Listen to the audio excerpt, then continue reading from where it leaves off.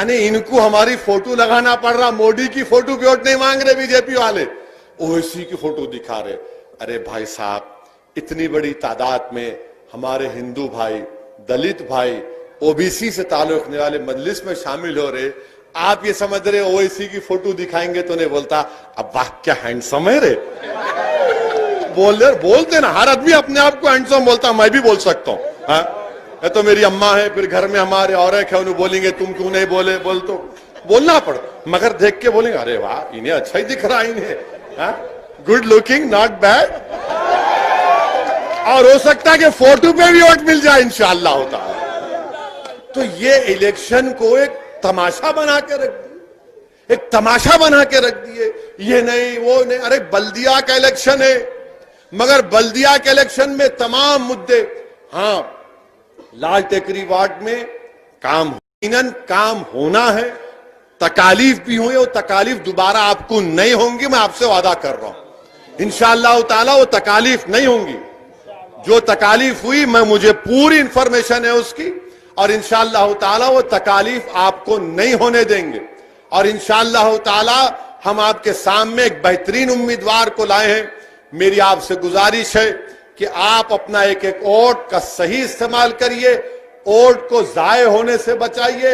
और ये बल्दिया का इलेक्शन इसलिए इंपॉर्टेंट है, ये सिर्फ लाइट बोरी नल का नहीं है, यकीनन ये रुकने बल्दिया की जिम्मेदारी है, मगर वोट हासिल करने का मकसद इलेक्शन जीतना भी है, मगर वोट हासिल करने का एक मकसद यह भी है कि यकजहती पैदा हो, ब्रदरहुड जिसको अंग्रेजी में कहते, ब्रदरहुड पैदा हो। और इसकी मिसाल क्या है कि मजलिस पर इल्जाम लगाते कि मजलिस फिरका परस्त पार्टी है, कम्युनल पार्टी है। जो मजलिस पर इल्जाम लगा रहे, मैं उनसे पूछ रहा हूं, बताओ 6 साल से जब से तेलंगाना बना, अल्हम्दुलिल्लाह शहर हैदराबाद में कोई कम्युनल राइट नहीं हुआ, कोई गड़बड़ नहीं हुई। क्या इसका क्रेडिट थोड़ा तो कुंचम मजलिस को नहीं देंगे यार? थोड़ा तो दो, हम तो है ना। और मैं आपको याद दिला रहा हूं, मैं आपको याद दिला रहा हूं, अपनी अना की तस्कीन के लिए नहीं कह रहा हूं। 2008 में जब मरहूम कायद सालार मिल्लत का इंतकाल हुआ था, इसी चिंतल बस्ती में हिंदू और मुसलमानों में झगड़ा हुआ था। मैं अपने वालिद की तदफीन के बाद अपने घर में बैठा हुआ था, रमजान का महीना था, शायद चांद रात थी।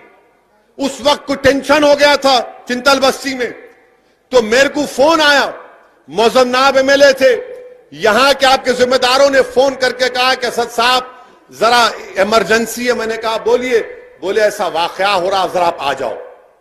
मैं 1 मिनट भी नहीं सोचा, अपनी मां के पास बैठा था और कहा था, हमारी मां ने कहा कि जाओ। मैं दौड़ता हुआ आपके दरमियान में आया। उस वक्त टास्क फोर्स में एक ऑफिसर थे, कमलासन रेड्डी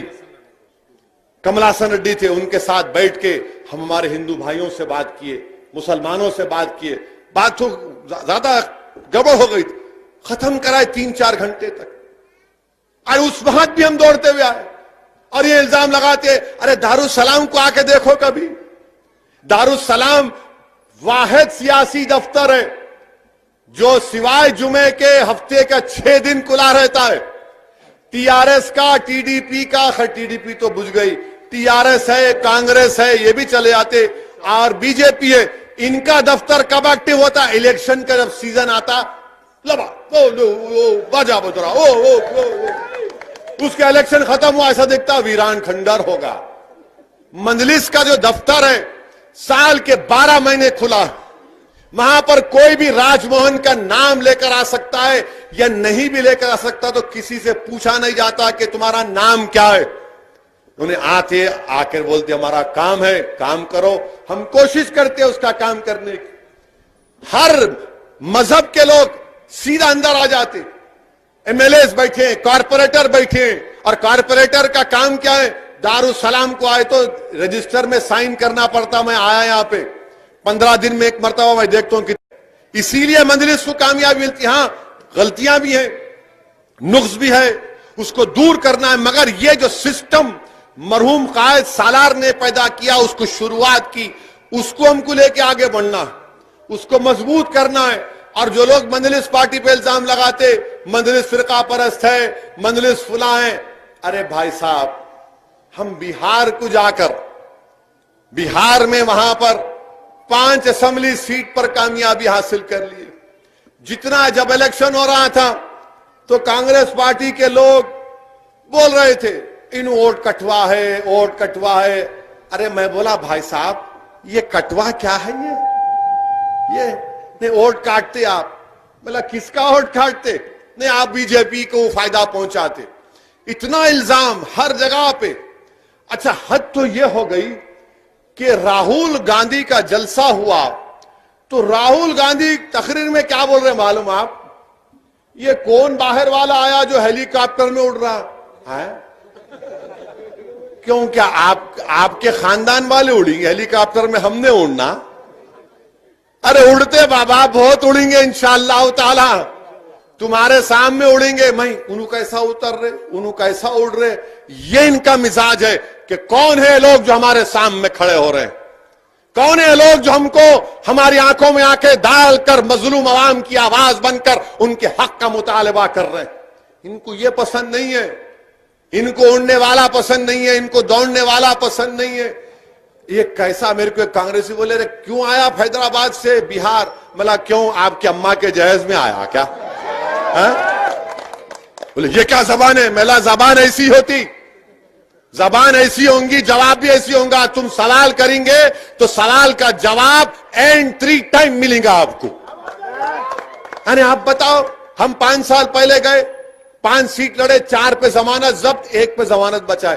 5 साल मेहनत किए, खूब मेहनत किए। साल में 2 मरतबा मैं जाता था बिहार को, वहां पर काम किए। आज बिहार की सीमांचल जो बिहार का इलाका है, पूरे हिंदुस्तान का सबसे बैकवर्ड एरिया है, सबसे बैकवर्ड एरिया है। अगर आप वहां जाएंगे, बास गांव में बच्चों के जिस्म पर कपड़े नहीं दिखेंगे आपको। 2020 इंडिया में हम रह रहे हैं, भारत को आजाद होकर 70 साल हो चुके हैं और बच्चों के जिस्म पर कपड़ा नहीं है, बच्चों के जिस्म पर कपड़ा नहीं है। हमारे पास बारिश आई, एक उसमें कई घरों में लोगों का नुकसान हुआ। आपको मालूम, हर साल सीमांचल के इलाकों में बारिश आती, 2-2 महीने लोग अपने घर को छोड़ के दूसरी जगह रहे थे। 2-2 महीने। यही चीज को महसूस किया। मैं गया था वहां पर, मैं गया कि 5 साल पहले जाकर मैंने कहा कि इसके लड़ाई लड़ेंगे हम, तो मेरे जुमले पर लोग हंसते थे। आप हैदराबाद से आके सीमांचल जिंदाबाद बात कर रहे। मैंने कहा बाबू, आप नहीं जानते, मंजलिस की जो शुरुआत हुई थी, मैं नौजवानों को बताना चाह रहा हूं कि जिसको अंग्रेजी में कहते ना कि हम्बल बिगिनिंग्स, शाइस्ता शुरुआत थी, छोटी शुरुआत थी। मंजलिस बिल्कुल हम्बल बिगिनिंग से शुरू हुई थी और म्युनिसिपल इलेक्शन ही था। 1900 मेरे ख्याल से 1960 का म्युनिसिपल इलेक्शन था जब मंजलिस पार्टी की 18 या 24 कॉर्पोरेटर जीत। 1960 में, क्या उस वक्त भी हम फिरका परस्त हैं? ये इनका मिजाज है कांग्रेस का, बीजेपी का, बड़ी बड़ी पार्टियों का, कि जो इनके खिलाफ खड़ा होता है इन्हें फिरका परस्त है। आपका ठेका लेके बैठे हुए हैं। आज आप देखें, बीजेपी लिस्ट रिलीज करती, कांग्रेस रिलीज करती कैंडिडेट की, टीआरएस रिलीज करती, नाम के बाजू लिखते इनका कास्ट लिखते। क्यों लिखते भाई कास्ट? आप कास्ट लिखेंगे और हम फिरका परस्त। यही इनकी हिपोक्रेसी है। तो मैं आपको बता रहा था कि मंजलिस का सियासी शुरुआत म्युनिसिपल इलेक्शन से हुई थी 1960 में। 18 या 24 का फिगर याद नहीं है, उसमें से 4 हमारे 5 नॉन मुस्लिम थे। तो रातों रात कांग्रेस पार्टी ने क्या किया, मंजलिस बड़ी पार्टी बन गई, मेयर ने बनना तो हैदराबाद सिकंदराबाद को मिला दी। हैदराबाद की बल्दिया अलग थी, सिकंदराबाद की अलग थी। रातों रात हैदराबाद और सिकंदराबाद की बल्दिया को मिला दिए। तो उस वक्त से हम इनका मुकाबला करते आ रहे हैं। अब तो खैर कांग्रेस पार्टी के क्या रहे हैं, क्या बोलना भाई। कांग्रेस पार्टी, आप अंदाजा लगाओ कि बिहार में 70 असेंबली सीट लड़े। कितने?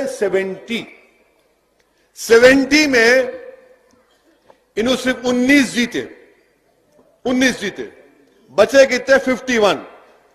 51 में बीजेपी कितने जीती मालूम आप? मंजलिस 2 जीती। तो 49। अब 49 में 36 बीजेपी जीती, उसका जिक्र नहीं करेंगे ना, वो ऐसी जाके काट दिए। अरे क्या है बाबा, मैं क्या छोटा बच्चा हूं तुम्हारे स्कूल में? कभी आप, मैं भी स्कूल में गया था, तो बच्चे लड़ते ना स्कूल में, एक बच्चा जरा थोड़ा तगड़ा रहता, ले चॉकलेट ले खा लेता, मम्मी मम्मी मेरा चॉकलेट ले लिए, वैसा रो रहे नू। 36 सीट्स पे 36 सीट पर बीजेपी जीत गई। आप उसकी बात नहीं करेंगे। मैं भी क्या किया, जैसा इलेक्शन का नतीजा है, नेक्स्ट डे बैठा, मैं, हमारे काबिल दोस्त थे, मैंने कहा भाई जरा डेटा बनाओ। उन्होंने पूरा एक्सेल शीट पे बना के दिए। मला रख देंगे जरा आमुख्ता सामने, इनके आईना दिखाते कि खामोश, और टीवी पे इनके स्पोक्स पर्सन हमारे मुंह को लगे। मैं बैठा खामोश, मैं बोला भाई अब अल्लाह का करम है जीत गए। खामखा हमारे को छेड़खानी करे, खुजाली बोलते रहा बोलना, नहीं वैसा नहीं, ऐसा नहीं, तुम ना हमेशा नॉनवेज सोचते। नो नो नो, खुजालिए। अब खुजाते कि मला ये लोग का काचकोरी की फली डाल दिया। अब उसके बाद उन्होंने यहाँ उसके बाद फोन करे, अरे क्या भैया ऐसा खींच दिए, मला पतंग निशाने शादी में से खींचते, तैयार हो जाओ। तो ये इनका एक मिजाज बना हुआ है कि इनको कुछ नहीं बोलना। अच्छा, कांग्रेस पार्टी भी अजीब पार्टी, 70 सीट लड़े। राहुल गांधी कितने जलसे करे मालूम आप? कितने करे बोलो? पूरे बिहार में 70 कैंडिडेट लड़े, कितने जलसे किए शहजादे मालूम आपको? ओनली 3। मैं 15 दिन बिहार में था, 20 कैंडिडेट के लिए 65 पब्लिक मीटिंग किया मैं। अल्लाह का करम है, अल्लाह आवाज भी सही रखा, कोरोना से भी अल्लाह बचा के रखे, और पूरा सेहतमंद वापिस आए। 20 कैंडिडेट के लिए 65 जलसे किया मैं। और यहां आप बाबदौलत 70 सीट लेके खाली 3 जलसे करके समझ रहे हाथ हिलाए तो पब्लिक आ जाती। वो गया जमाना हाथ हिलाने का, खानदान पानदान सब गए। अब पब्लिक ये बोल रही हमारे दरमियान में कौन काम करता है, हम उसका साथ देंगे। अब ये इलेक्शन इंपॉर्टेंट इसलिए भी है, मजलिस को वोट देना इसलिए भी इंपॉर्टेंट है, जरूरी है कि पूरे मुल्क में 200 म्युनिसिपल कॉर्पोरेशन है। कितने हैं? 200। सनोबर कितने हैं? 200। 200 बोलो। हाँ, 200 म्युनिसिपल खामोश है अभी माशाल्लाह। 200 म्युनिसिपल कॉर्पोरेशन है पूरे कंट्री में। 200 म्युनिसिपल कॉर्पोरेशन में एक ही म्युनिसिपल कॉर्पोरेशन था जिसने CAA NPR NRC के खिलाफ रेजोल्यूशन पास किया। मैं माजिद हुसैन को बोला जाओ बल्दिया में जाके CAA NPR NRC पर रेजोल्यूशन पास करो। तो पूरे मुल्क में सबसे पहले अगर कहीं पर हुआ तो ग्रेटर हैदराबाद म्युनिसिपल कॉर्पोरेशन में मजलिस की नुमाइंदगी पर CAA NPR NRC के ऊपर रेजोल्यूशन पास हुआ। उसके बाद मालेगांव में हुआ। अब वो भी तकलीफ है बीजेपी वालों को, ये क्या कर दिए उन्होंने, कहां से आता दिमाग में? अरे दिमाग में बहुत से चीजें हैं, तुम समझ नहीं रहे हमारे को।